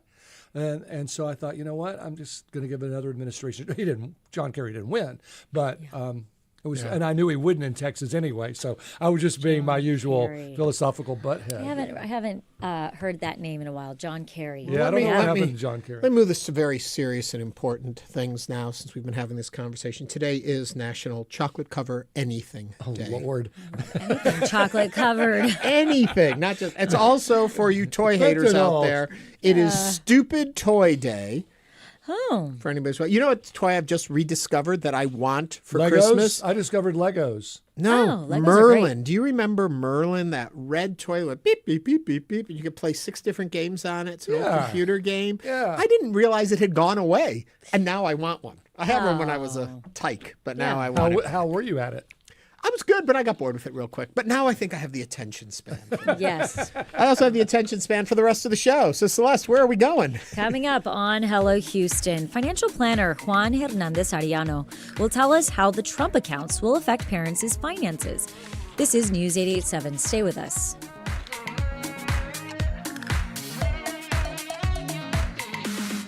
Hi, I'm Michael Schaefer. My partner Ellen and I have been proud supporters of public radio and TV for decades. We really would be lost without our daily fix of unbiased national and local news, cultural programming, and great entertainment. But with recent federal defunding, stations like Houston Public Media face real challenges. Now's the time to step up. Give now at houstonpublicmedia.org. Thank you. Hear This American Life tomorrow night at 9 o'clock. I'm Jesse Thorne. You want some real, insightful conversations about where art comes from?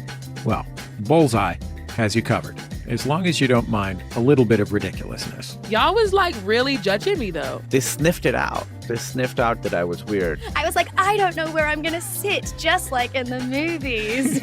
Listen, learn, laugh. Bullseye from Maximum Fun and NPR. Bullseye, Thursdays at 9 p.m. on News 88.7. I'm Jeremy Hobson. Next time on The Middle, nearly 1 in 4 U.S. adults is currently serving as a caregiver for a loved one, whether that's because a family member has a debilitating injury, is disabled, or suffers from a condition like Alzheimer's or dementia. But are you prepared to provide that support when the time comes? 2 caregiving experts join us as we take your calls next time on The Middle.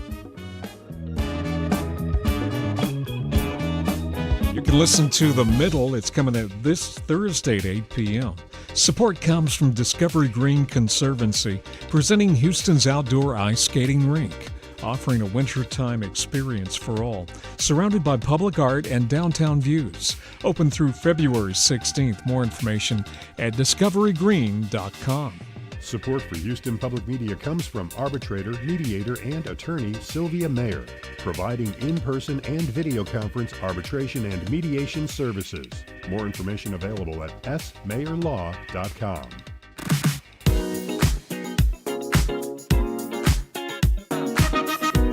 And now back to Hello Houston. To comment on any of today's topics, call 713-440-8870 or email us at talk@hellohouston.org. And now here's Ernie Manous, Celestia Sherman, and Frank Billingsley. More Trojan horses, maybe. We'll find out. Earlier this year, President Donald Trump signed a bill into law that would give $1,000 to every newborn in the United States. These are called Trump accounts. The money would be invested in the stock market by private firms, and the child would be able to access the account once they turn 18. Lieutenant Governor Dan Patrick proposed a similar state program earlier this month that would give every child born in Texas $1,000 that would be invested in the stock market. Patrick wants legislation for these accounts proposed in the next state legislative session, but would these accounts benefit parents and their kids? To break it down, we welcome Juan HernandezAriano, a local certified financial planner at 1-7. Juan, welcome to Hello Houston. If you'd like to join the conversation, call or text us. 713-440-8870. Ernie, first question. Okay, my first question is coming out of the gate, and I know we don't know everything about these yet, it's vague, but we have an idea. So what exactly, from what we understand, is the Trump account? How is it structured, and how does it differ from other savings programs that are already out there for parents? That's a good question. So the main difference between what exists and what we have now is, pretty much everything's different, right?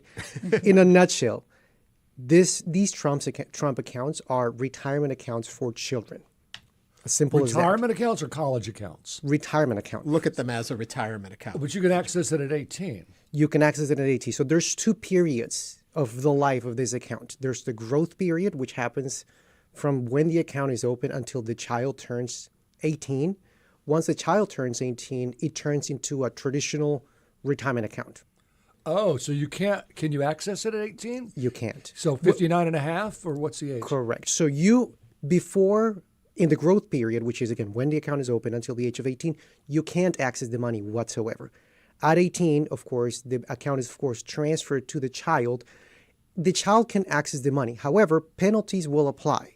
And those penalties will go away after the age of 59 and a half, like any other IRA. Well, if you leave it alone for 60 years, it'll turn into $2 or $3 million. It depends on the interest and the risk and everything, but yeah, potentially. Yeah. But if it's an education account, as it's being sold as, between the time of getting that $1,000 and turning 18, realistically, how much is that $1,000 growing if you add nothing else to it?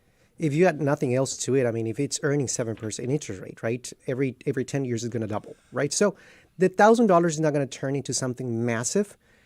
Some of the key points on the account and the reason why it was created is not only to give everyone $1,000, but to incentivize people to set money aside for their children.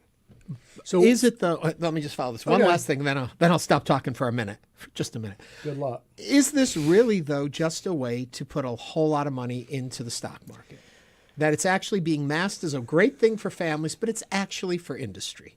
Professional opinion, there are other vehicles out there that could be a better fit for different people, right? This is not the best account for everyone, like any other account that exists out there. Mm-hmm. What is the biggest benefit of these accounts? What are the biggest benefits? The biggest benefits are it's the only vehicle that exists where the government or a charity like the Dell Foundation, which just announced it to, or the Texas government to put money for the benefit of people. That is it. There's no other investment account that allows for that. And that's really the main benefit. It doesn't really have a whole lot of tax benefits like a 529 would have, which is one of the alternatives. What is a 529? It's an account where you can set money aside for college. What is a tax benefit? The earnings are tax-free. This one doesn't quite have that. So can parents add money to this $1,000? Yeah. So every year they could put another $1,000 in? Correct. Parents, employers, other people can. Yeah. There are 4 ways for money to go into these accounts. First one is through the government program, the $1,000 one time. It's not $1,000 a year. It's one time $1,000.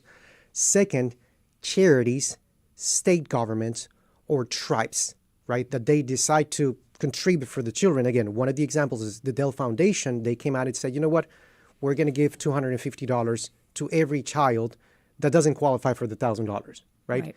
The third way to contribute to this account is through employer contributions. They can contribute up to $2,500, index for inflation, every year. And the last bucket that can feed into these accounts is going to be parent contributions, grandparent contributions, or pretty much anyone. Is there a max? $5,000 a year, index for inflation. But if an employer contributed $2,500 to that account, that does count against the $5,000. So, Juan, just from listening to this, and if the government's encouraging financial literacy, who truly benefits from that? For example, people that already have accounts and understand banking versus somebody who maybe never has ever had a bank account. The benefit for this is really to the children. That is it. And there's a misconception within these Trump accounts. When do children typically need the money to go to college, right? Typically at the age of 18, which is the reason why this account kind of unlocks at the age of 18. It turns into an IRA, into a retirement account. But it's not like it's a retirement account that can be used for college. Any IRA you can take money out of an IRA without penalty if the money is used for qualified education expenses. So what's the added benefit? Well, you can accomplish the same with a regular IRA. You can accomplish the same thing with a Roth IRA. You can accomplish the same with a brokerage account. Arguably, benefits from a tax standpoint may be better. So who is it benefiting? Mainly the children that are getting free money from the government, the federal government, potentially state government, and potentially charities like the Dale Foundation. If I'm hearing you correctly, then, if I'm going to add to this account for my child or for my grandchild, it would make more sense to add to a different type of account than to be putting it into this account, because there's no real benefit by loading this money on top of that money if I can get different, better benefits in other accounts. Well, if it goes in the stock market, it might be a better benefit than a money market. It depends on the risk, right? So there's different, again, this account is a good account, but it's not the best one for everyone. If you want the money to be relatively accessible in case there's an emergency, well, you don't have access to this money until the child turns 18, right? So if your main concern is liquidity, and of course you want to leave some money to your children, then you may be better off with just a regular brokerage account. If your benefit is just to really force yourself into not touching it whatsoever, well, then this becomes really appealing. From an investment standpoint, I do like a couple of provisions that the government came up with. It really restricts the investments you can put the money in. Typically a few categories. The first one is you have to put the money into a mutual fund or an ETF, which is just similar to mutual funds. And it has to track primarily U.S. stocks. That's the first one. The second thing is it is an investment that cannot charge any more than 0.1% of the total of the fund per year, which is pretty economical. Yeah, it's very good. Yeah. Considering a lot of accounts charge you 1%. Correct. So 0.1 is very good. So make this distinction. The Trump accounts go into the stock market. Correct. By private firms. So if you have that benefit, do you also get maybe the Texas $1,000 that Dan Patrick's proposing? If it goes through, right? So you get $2,000. You get $2,000 potentially. So do you think that that Dan Patrick is doing, really he wants it to go into the new Texas C Y'all Street account? Yeah, potentially. Yeah. I mean, again, this is going to really help people. And yes, if someone puts in $1,000, of course, the goal of Texas is just to match the $1,000 with another $1,000 for a total of $2,000 for these people. But it also starts to beef up the Texas Wall Street that we all hear about. Definitely. Yes. Definitely. We did receive an off-air question. This person asks, I want to know if the accounts can be turned into special purpose vehicles and be traded as financial instruments. This was Mike from Cyprus. No. The investments you can put them in are, granted, what we all read a couple of weeks ago was a notice from the IRS, and it's just implementation recommendations, right? Nothing is final. Things can change. But the way things stand right now, it doesn't seem like you can invest in something outside of just mutual funds or ETFs that track one of the primary stock market indices. We're talking to Juan HernandezAriano, a financial planner from 1-7. If you would like to join this conversation, 713-440-8870. All right, so you're a financial planner. Good idea or bad idea? If you had the ear of the president. Yeah. For a consumer, it may be a good idea. Again, you're getting free money from the government. That's amazing. It doesn't get any better than that, right? That never happens. Correct. That never happens. And it's never really free. You have to ask, is the president just feeling generous? Yeah. Is there a Trojan horse in here we need to know about? I mean, you wonder if this is happening because, of course, elections are happening in less than a year from now, right? I don't know. Again, bottom line for consumers, is this a good idea? Definitely. Government sending out some money? just go ahead and take it. He's going to hand out the money anyway. Yeah. Now, this may be a little off your area of expertise, but I'm concerned, does this then take the shift and the focus away from the cost of higher education by saying, instead of approaching that and looking at that, we're going to give you all $1,000 to help with it? Yeah. It doesn't even address it whatsoever. However, once again, these Trump accounts were a provision of the One Bill Beautiful Act. Mm-hmm. There was something else within that act that did address the cost of college, which is kind of embedded and is how much parents can go into debt for their children. Mm-hmm.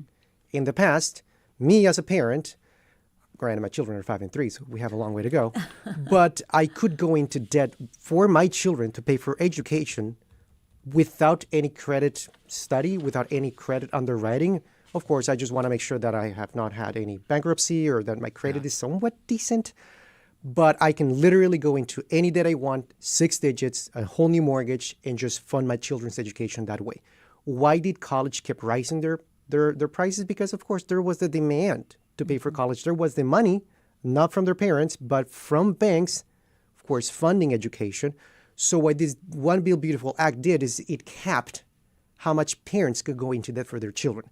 What is that going to do? It's going to curb, more than likely, college inflation.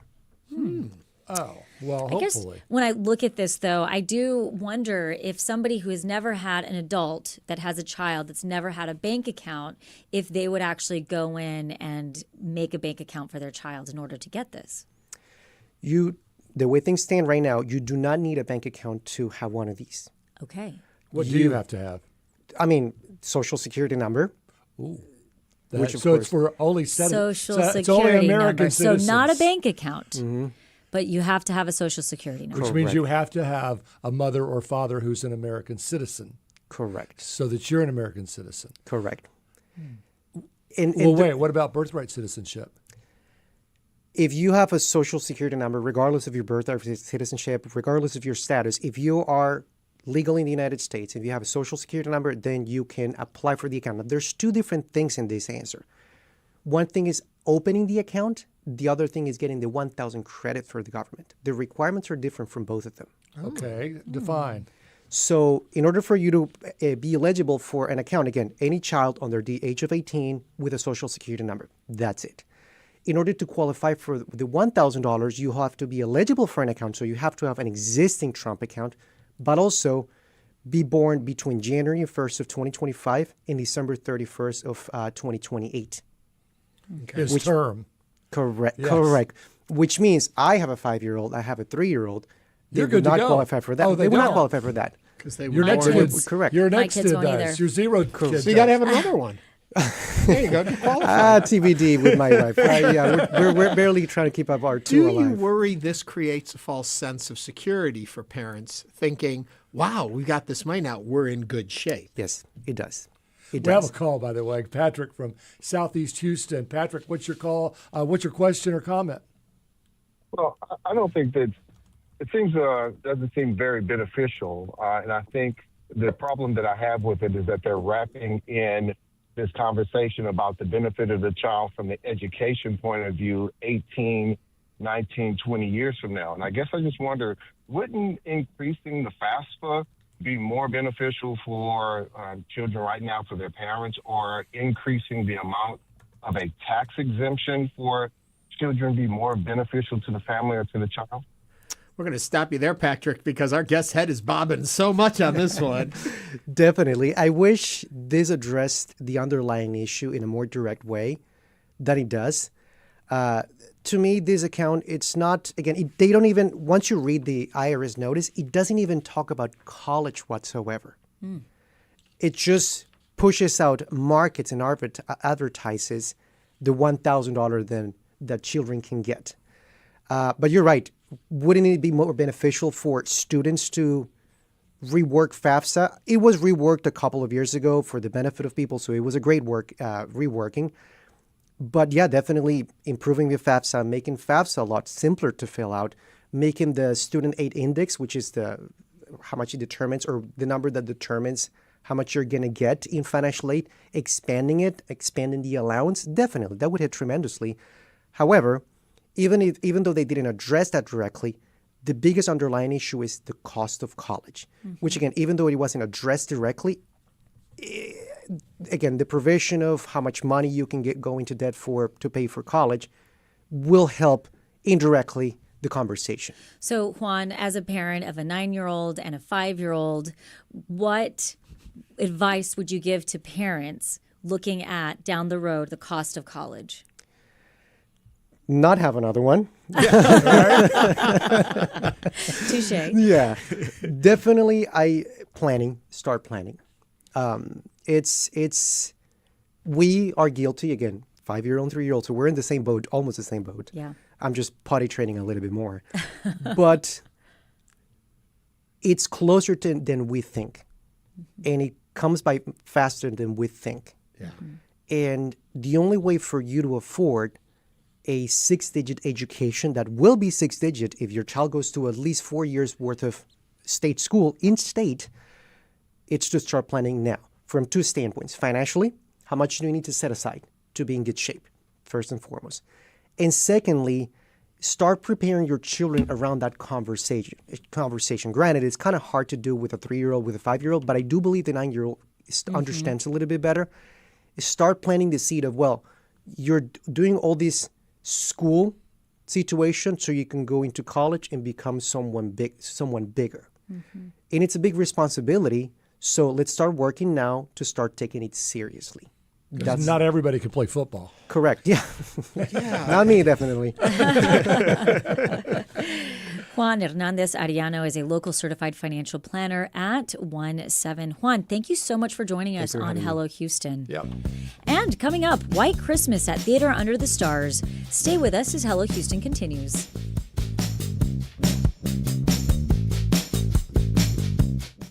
It's not just your car. It's the one that brought your kids home from school, took you cross-country, held memories, laughter, even a few breakdowns. When it's time to let go, give your car a new purpose. Donate it and turn memories into meaningful support for this station. Plus, you'll enjoy free and easy pickup, potential tax benefits, and a simple donation process.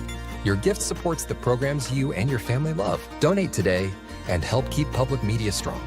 Call or donate online. 2 counties in Kentucky got high-speed internet a decade ago. It was and is a competitive advantage. We have people buying property from all over the country and moving here.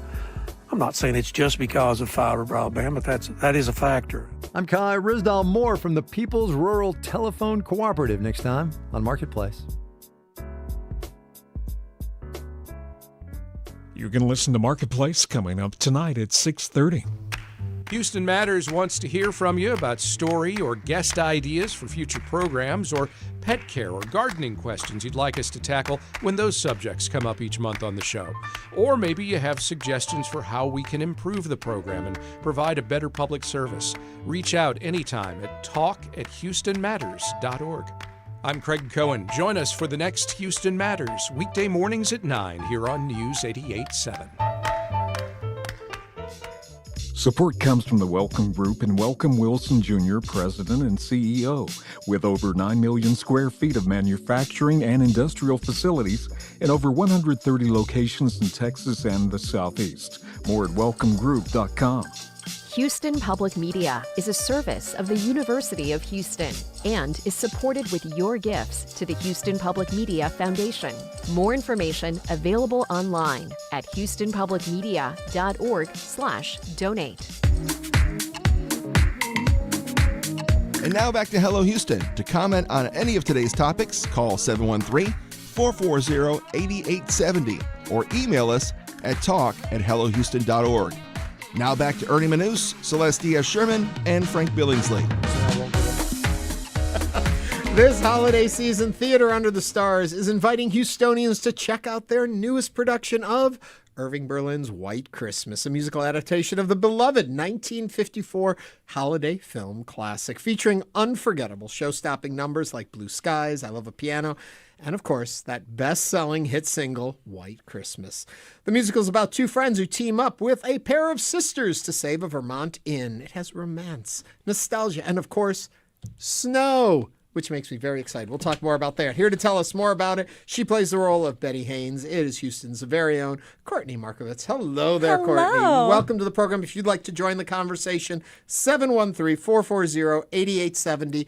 I'm going to start right with, I know I'm not supposed to give away the ending, but Dan Connectus at Tut said, we're promoting it. You can say it. It snows in the theater. It does snow in the theater. I'm such a sucker for a gimmick. But honestly, so is everyone. It makes everyone so happy at the end. So we're like, we'll stick with it. That was the end of a David Copperfield Las Vegas act. Snowed in the he audience. did the fanny no, thing. no, it's I don't know how he made it snow, but it's a cool trick. However you do it. It works always. Courtney, I love it. You're a realtor and an actress, so you land rolls and you roll land. That's very true. He practiced that one. Yeah. I tell you, how do you make it all work? You know what? I say it all the time. I thrive in chaos. Yes, apparently, you do. Yep. And I have a great support system at home. They help make it happen. But I mean, I say it all the time. I'm like, anyone who is in our industry, in the arts, who's not also doing real estate is not doing it right. We're the perfect people for that. We're used to rejection. We really care that people like us, and it's a good profession. I can tell from your voice you have a wonderful singing voice. Thank you. It's so smooth. It really is. So, is this one of your favorite? I mean, what's not to love about seeing this? Oh, I mean, White Christmas, I keep saying, anything that has to do with the holidays, there's a lot of responsibility. People have a lot of nostalgia for anything that has to do with the holidays, and they take it very personally. And so they have expectations for what they want to see on stage and the way that they want to see these characters presented. But the musical does such a great job with that. It very much sticks close to all of the original material. But then there are a couple of new songs that aren't in the movie. They were all pulled from the Irving Berlin songbook, but they fit perfectly into the plot and really help to develop the characters. It's so special. So tell us about the character Betty Haynes. Yep. So Betty Haynes, she is part of an iconic sister duo. She's the older sister. Sisters. Exactly. Yep. So another promise, you will see the sisters dance with the fans. You may also see the boys do the sisters dance with the fans. Again, there's expectations around that movie. So you get to see all of that. But yeah, she's an older sister. Part of who she is revolves around her love for her sister. And she does get love in the romantic sense as well. Another spoiler if you haven't seen the movie. And she has her love of performing and, of the show that she is a part of and is helping to develop inside the show. She's feisty. I have a question about the costuming and the sets. Do you try to re-engage the 1954 look, or did you modernize it? No, it's not modernized. The whole show, most of the show is set in 1954. It opens during World War II, but then you kind of do a 10-year fast forward to That's how they know the old general or whatever. Exactly. So our costumes, they are part of the original Broadway costumes that have toured and everything. But as a surprise to no one, I am maybe the first 6-foot Betty Haynes. And so a lot of my costumes had to be made for me, which twist my arm. So our amazing costume designer, Colleen Grady, built a lot of my costumes, and I get the iconic black dress. It's pretty special. It's fabulous. We talk a little bit about people's expectations. Mm-hmm. As an actor, as a performer, and even in this production, do you feel in some ways trapped by that? Because people have very certain expectations of who Betty is, of the way it looks, of the way you behave. Where's your freedom as an actor? I think the musical did such a good job of where the story needed it, modernizing it. But I mean, even in the original movie, these were two very strong, independent women. They found their own success and their own confidence independently of these men that they end up finding. But again, I mean, I don't look exactly like Rosemary Clooney, but I think there definitely is an expectation, and I held myself to the expectation of really paying homage to that character. I mean, she is so famous for that movie for a reason, and obviously it's because women or men found something, some kind of likeness with her, and that's where you're really rooting for her. And so you didn't want to stray too far from it, but I got to put my own voice to it and, my own little quirks to it. And it's been really fun. Do you remember the first time you saw White Christmas? I was probably very, very little. But yeah, it's just one that you put on every year. I think it's White Christmas. It's a Wonderful Life. Because I think that kind of old nostalgia, we're losing it a little bit. My daughters, they just want to watch Jim Carrey's The Grinch over and over again. But we're really trying to make the tradition in our house. Like, you also need to sit down and you need to watch Betty Haynes. So. Yes. Yeah. And that is one of our traditions. I had never seen it until I was an adult. When I married my husband, that's one of the movies that they watch. It's one of their traditions that they watch. And so I guess my question then becomes kind of a little bit also to Ernie's question earlier, which is, so how you put your own quirks to it, but how do you find that balance of connecting with her, being modern, and also that nostalgia, bringing something fresh? I think what I did, I knew the movie very well, but then I kind of just went into the rehearsal process initially, as using her on the script, using her lines, using her words, her lyrics. And then after we kind of had everything set and I had found Betty as Courtney, then I went back and rewatched the movie because there is sort of a different cadence to the way that they spoke, things like that. And so then after I felt confident about who I found as Betty, then I got to add all of those little kind of nuances because she does have this edge to her, but like it's an edge with a smile always. She's never offensive. She never gets very angry. She delivers her sass with class. With a smile. Yeah, exactly. Sass with class. That's her all the way. So you got to enjoy the New York experience as an actress. I did. But you're here in Houston. You've chosen Houston as your home. Why? I had this expectation whenever I lived in New York. I wanted to be able to do what I love and to work at a theater of this caliber. But I also wanted to be able to come home to a house and drive there in my car and come and see my dog in my yard. And I just really had the idea that it was possible to have it all, where it didn't feel that way in New York. And it's not to say that people can't, create their own reality and their own perfect picture in New York. It just wasn't what we wanted. I grew up in Pennsylvania and I wanted my kids to have that real sense of community. I wanted, her to be in a Girl Scout troop and to play with her neighbors and things like that. So when we were kind of trying to pick where to go, I had been hired out of New York to work at Tuts already. And so I knew that this theater was there. I knew there were great theaters all across Houston. And so we kind of just picked a spot on the map and we were like, well, let's try it. And now we're stuck here. We'll never leave. And Tuts is a great artistic home for you. Oh my gosh. I mean, it really does feel like home. I mean, everyone, our artistic director, Dan Connectus, he and I are very good friends. All of our ladies in the costume shop, every time I'm lucky enough to come back to do a show there, it really does feel like home. I was going to ask you, how's the rest of the cast? Oh, the cast terrible. is amazing. Terrible. She's the only good one in terrible. the whole thing. I try to avoid them at all costs. No, everyone's wonderful. It's great. Tuts really does try to prioritize showcasing local Houston actors. And a good majority of the people who are in our cast, they maybe do live in New York City, but they have family here that lives in Houston. So it's sort of perfect for them. They get to be home for the holidays with their families, but also get to perform, and get a paycheck over the holidays, which is nice.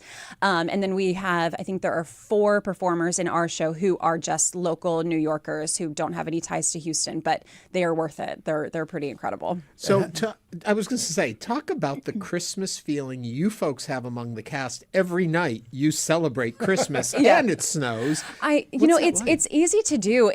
And like the longer that the show has been running, the closer we're getting to Christmas, the louder and, more enthusiastic these audiences are.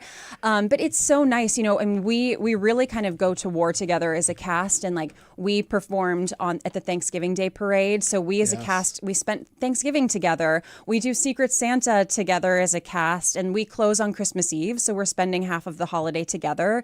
We really, really become a family. But mostly it's just the audiences who make it very easy. It's the little kids who are jumping up and down in the aisle when it snows. And we get letters. There's a station at the theater where you can send notes to the cast. And so we get these really sweet notes from little kids who have come to see it. Or my favorite note that we've gotten is someone who wrote, I've been been waiting 2 years to see this show. My mom would have loved it. And things like that, that is just, it's such a nostalgic show, and it means a lot. Anyone who wants to come with their parents or their grandparents, it's perfect for that. It's a real bonding experience. When you get home, are you like, get away from me with this Christmas? I've had it all day at work. Honestly, no. I mean, I was like, I don't think I'm taking my Christmas decorations down till January because I have barely seen them. Right. But I did deck out my dressing room. I have a Christmas tree in the dressing room, so that's home for now. Nice. And the hours on the 24th, Christmas Eve, are they the regular hours? We have a matinee performance, and then that's our final show. So just matinee. Oh, Yeah. good. So you get to be home for Christmas Eve. Yes, because we need to get home to prep for Santa. Absolutely. It's a big night in our house. I can tell you now it's not going to snow here. But Right. I'm glad it's going to Correct. snow there. Yes. It will always snow at the Hobby Center. Always. Courtney Markowitz is a Houston-based actress and realtor currently starring as Betty Haynes in the Theater Under the Stars production of Irving Berlin's White Christmas. Courtney, thank you for joining us today on Hello Houston. Thanks for having me. Yeah, keep landing rolls and rolling land. Please. Exactly. White Christmas is currently running at the Hobby Center through December 24th. For more information, visit tuts.org. And we've run out of time. No! That brings us to the end of our show. We want to thank you for watching and listening to Hello Houston. We'll be back tomorrow with more conversations. We're going to also discuss whether Australia's social media ban could work right here in the U.S. This is News 88.7. Have a great rest of your day.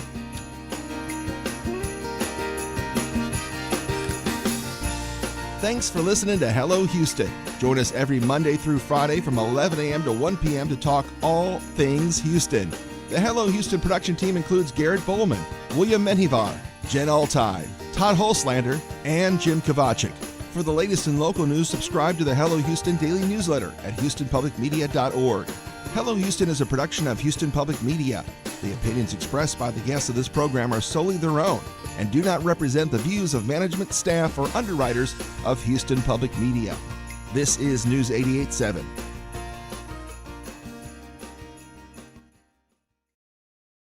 On Fresh Air, you'll hear from people who really make you think, like astrophysicist Brian Greene explaining the scientific theory that our universe is just one of many.